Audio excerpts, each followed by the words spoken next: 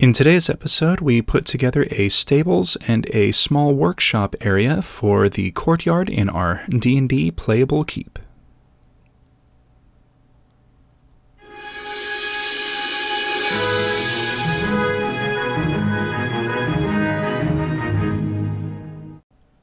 Alright, jumping right in, we're going to make some walls for our stable, and we're going to do that using some coffee sticks, which I've cut to 3 inches in length, and a little bit of tacky glue.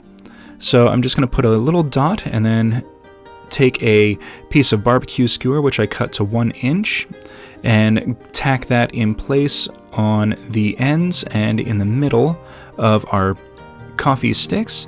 This is going to create a little partition wall that has a little bit of a gap so light can shine through, and it'll just give a little bit of extra character.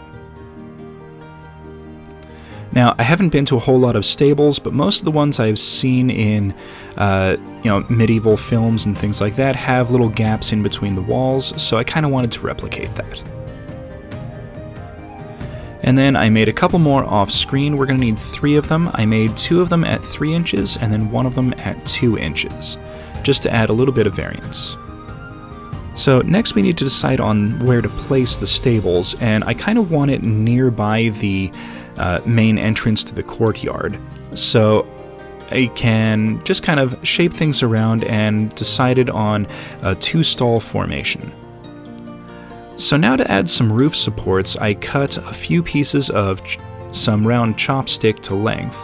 The front piece is 3 inches tall, and then the back piece is 2.5 inches to create kind of a gentle little slope. Then using a little bit of tacky glue, I attach the front and back sections and then just kind of clip them in place using a simple little clamp that I got from the Dollar Tree. If you don't have one of these, you can use a binder clip. You just want something that will hold everything in place. Alright, and having attached the top section off camera, it's time to fit everything into place and then start attaching some cross support beams. Now, I'm using the cross beams as a barbecue skewer because it has a slightly slimmer profile and it's more rectangular. I wanted the larger pieces to look like they were kind of a hewn wood, and then the support beams to look more like processed wood. So for the supports, I did a quick little simple geometric shape. This will look pretty nice once it's all finished. So now I added a few thumbtacks to be little magnetic supports, and these are going to help with the roof since I want the roof to be a little bit removable. So now using the support beams as a guide, I quickly trace out everything on some cardstock, and this will get cut out and then used as a fitting for the roof section. Now, once this gets cut out, I do a little bit of trimming just to make sure everything fits in the position that I want.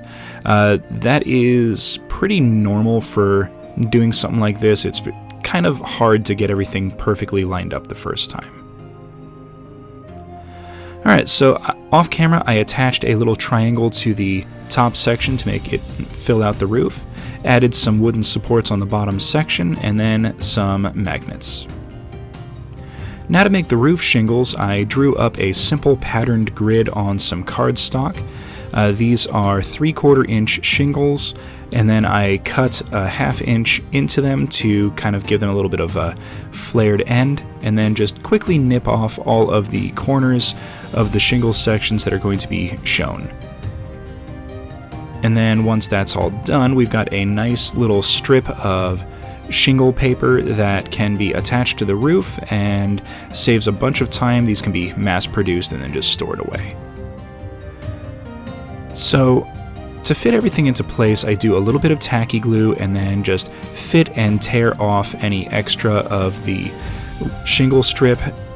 The extra pieces that get torn off can be saved and used in other projects or in different sections of the roof that you're working on. There's really no reason to just throw them out. They're always going to be usable. So as you can see, I'm attaching everything in just a simple little alternating repeating pattern. This will give it a nice shingled appearance. Then taking a few extra pieces of shingle, I cut them to be single shingle pieces and then tack them on top of each other to kind of disguise and hide the empty gaps on the roof and create a simple little ridgeline.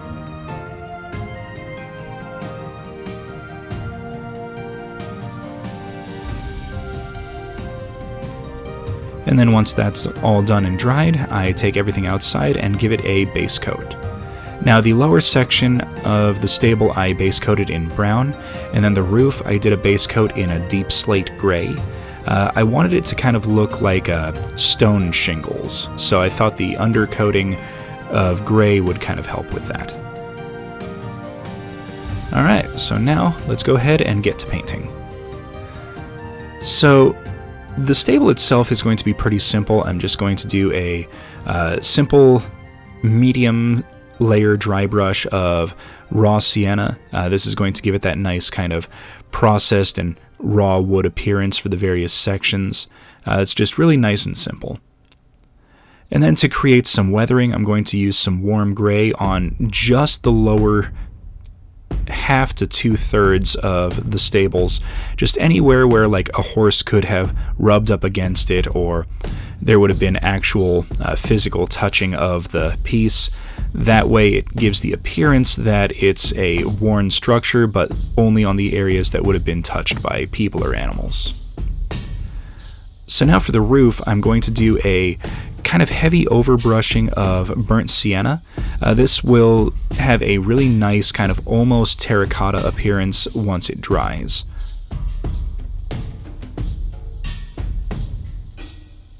And then going against the grain, I do a dry brush of some deep red to kind of give a little bit of extra color and flair to the roof section, and I think it looks really nice as kind of an accent for the underlayers.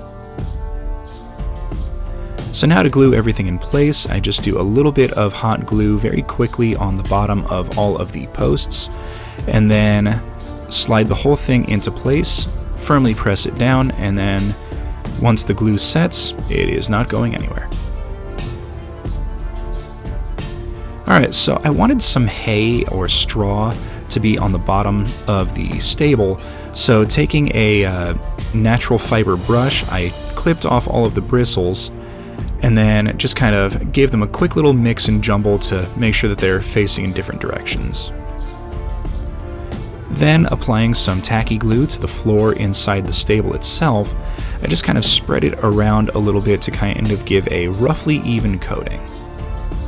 Then, using about half of the paintbrush bristles, I just kind of jumble them all into place and then press them down into the glue to make sure everything sticks in place. And then off camera, once this dries, I seal it in with some Mod Podge.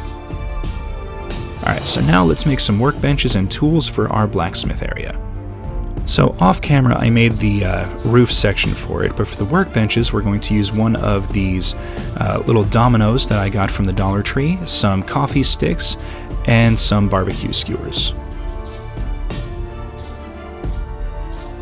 So first thing I'm going to do is cut 3 sections of the barbecue skewer to fit over the top of the domino. This is going to be the surface for our workbench. And just to expedite things a little bit, I'm going to fit everything into place with some hot glue. This will give the wood sections a little bit of an uneven surface, which looks kind of nice once everything gets painted and dry brushed. Then to disguise the domino itself, I do a full wraparound of some more coffee sticks. This will give a kind of nice wooden thick table appearance.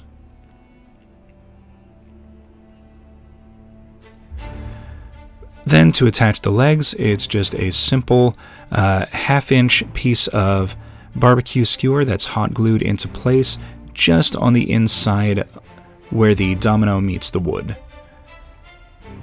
And once the hot glue sets, these are going to be fairly rigid in place. You can use super glue if you don't want to worry about them coming loose.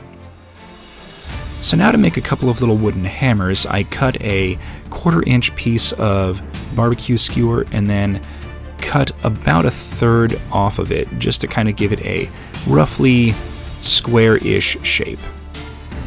Then cutting a piece of toothpick to be just over 1/4 of an inch, we've got all the pieces we need for our hammer.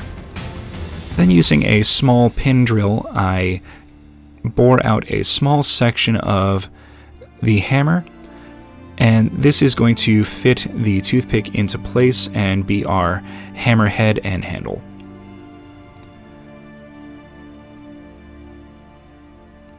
Now once I know everything fits together, I will glue these together with a little bit of super glue, but here we go, a few little hammers. And I decided to make a larger hammer, almost like a giant mallet that can be kind of set around the workshop and be just an extra little feature.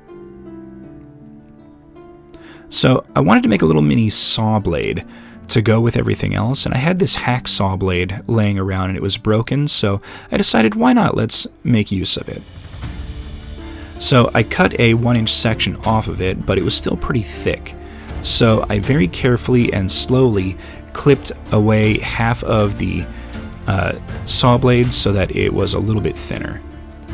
Then using a little bit of gel super glue, I attach a couple of toothpicks to the ends of it to be kind of like an old wood saw. Then using a little bit of aluminum tape, I very carefully wrap it around so that it looks like it's all held together with a metal strap. Alright, so here we go with a few of the little tools. I think they look pretty nice, they're pretty proportional, and they're really quick and easy to put together. Alright, so now to color everything, I'm not going to worry about painting the metal bits, but for all of the wood sections, I give them a pretty healthy coating of skeleton horde just to give them that, nice stained wood appearance. And then I do the same thing with all of the hammers. Most of the time in old workshops, you'd actually see wooden hammers as opposed to metal hammers, so that's kind of what I was going for. Then I took the workbenches out and gave them a base coat in some camouflage matte brown, and then did a dry brush of some raw sienna on all the top and side surfaces as well as the bottom. Then to give everything a nice weathered appearance, I do a light to medium dry brush of warm gray over all of the visible surfaces. So this will be the top and sides, but I'm not going to do it on the bottom since I'm planning on gluing these into place. And here you can see how it looks with a few of the little tools. Alright, so now I'm going to fix everything in place, and just like with the stables, I'm going to hot glue the roof supports in place, and then using a little bit more hot glue, just tack all of the workbenches down. And to make sure that the tools don't come off, I super glued them in place off camera. And there we go, part 5, the stables and workshop are complete. Alright, now this took me a little bit of time to actually put together just because of all the drying and the painting of everything in place, but I really like how everything came out. Here you can see I put a few little plastic toy horses in the stables just to kind of fill everything out. I really like how the little workshop came together. We're definitely going to expand on that in the next episode. I am planning on making a working light-up forge using some LED lights, so definitely come back next week for that episode, because this episode is finished. Thank you everyone for watching. Please hit that like button, subscribe for future content, comment in the comments section, and we will see everyone next episode.